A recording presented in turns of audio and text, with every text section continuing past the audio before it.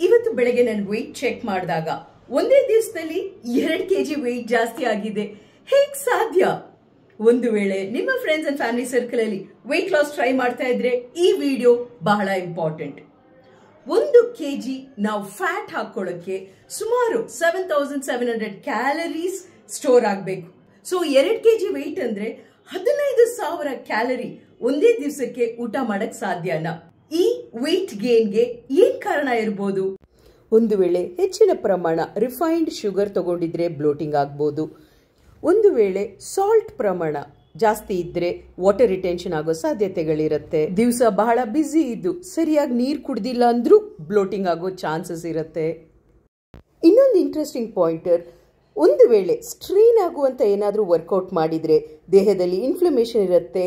Body recover process ಅಲ್ಲಿ ಇದ್ದಾಗ್ಲೂ temporary weight gain ಕಾಣುತ್ತೆ. ಲಕ್ಷಾಂತರ ಜನ ಮಾಡುವಂತ ಮಿಸ್ಟೇಕ್, ಅವ್ರು ಇಡೀ ದಿವಸದ ಸಂತೋಷವನ್ನು ಒಂದು ತಾತ್ಕಾಲಿಕಕ್ಕೆ ಕಾಣುವಂತ ವೇಯಿಂಗ್ ಮೆಷಿನ್ ನಂಬರ್ ಕೊಡ್ತಾರೆ. ಅಂತ ಮಿಸ್ಟೇಕ್ ಮಾಡಕ್ ಹೋಗ್ಬೇಡಿ. ಹೆಲ್ತಿ ಲೈಫ್ ಸ್ಟೈಲ್ ಅಡಾಪ್ಟ್ ಮಾಡ್ಕೊಳ್ಳಿ. ಟೆಂಪ್ರರಿ ವೆಯ್ಟ್ ಗೇನ್ ತಲೆ ಕೆಡಿಸ್ಕೋಬೇಡಿ.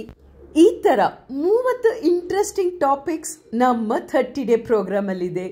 ಜಾಯ್ನ್ ಆಗಿ 1st ಆಫ್ ದ ಮಂತ್ ಇಂದ ಸ್ಟಾರ್ಟ್ ಆಗ್ತಾ ಇದೆ.